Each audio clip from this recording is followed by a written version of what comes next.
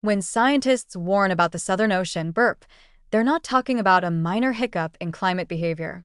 This event refers to the sudden release of stored ocean heat and carbon dioxide into the atmosphere, a process that could temporarily accelerate global warming and unleash a cascade of environmental stressors that directly affect human health, air quality, and food supply chains. For decades, the Southern Ocean has quietly absorbed an enormous amount of excess heat from human activity, acting as the planet's cooling lung. But this heat cannot be stored forever. When it resurfaces, it does not do so gently.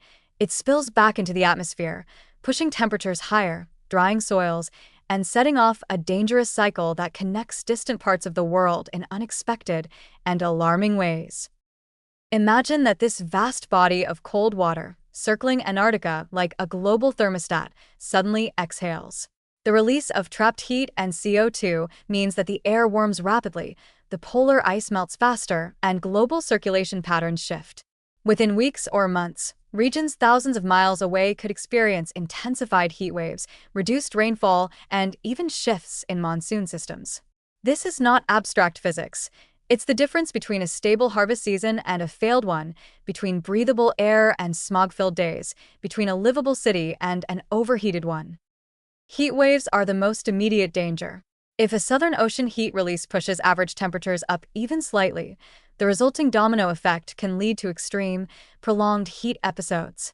These are silent killers. Older adults, infants, and people with cardiovascular or respiratory conditions are particularly at risk. Hospitals in cities already struggling with high summer temperatures would face surges in heat-related illness, dehydration, and strokes. It's not only the heat itself, it's also the strain on power systems, the failure of crops, and the rise in wildfires that further degrade air quality. Air pollution becomes a deadly multiplier in this scenario. Warmer air holds pollutants closer to the ground, trapping fine particulate matter and ozone at levels that damage lung tissue, inflame airways, and increase the risk of heart attacks. For urban residents, even a few degrees of additional heat can make smog levels skyrocket.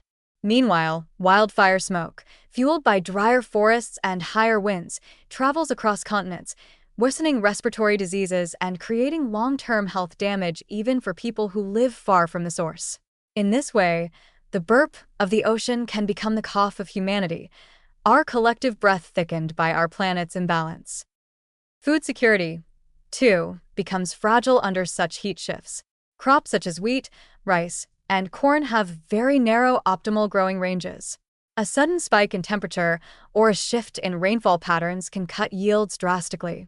Warmer seas also threaten fisheries by disrupting nutrient flows and oxygen levels, pushing marine life to migrate or die off. Coastal communities that depend on fish as their main protein source could face both economic and nutritional crises. The irony is striking. The same ocean that once helped cool the planet could, in its release, endanger the very systems that sustain life on land and sea. However, there is a positive side if humanity acts with urgency and coordination. The knowledge of this process gives us a head start, for warning is an opportunity for preparation. Monitoring the Southern Ocean's temperature patterns and carbon fluxes helps scientists predict when such events might occur. Governments can use this data to strengthen early warning systems for heat waves, improve agricultural resilience through drought-resistant crops, and prepare healthcare systems for the rising burden of heat and pollution-related diseases. Communities can plant urban greenery to reduce local heat, store clean water for emergencies, and shift diets toward climate-resilient foods that require less water and energy to produce. Most importantly, individuals can make meaningful adjustments that collectively reduce global stress on the climate system.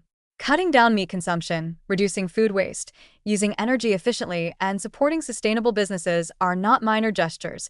They are acts of planetary care that can lessen the likelihood of extreme oceanic feedback events. Every reduction in carbon emissions gives the ocean a chance to restabilize, to breathe without collapsing under human pressure. The warning is clear. The Southern Ocean is not an endless absorber of our mistakes. When it releases its stored heat, the consequences will touch every human life, from farmers and factory workers to children in cities. Yet it's also a reminder that the Earth's systems are deeply interconnected and still responsive to our choices.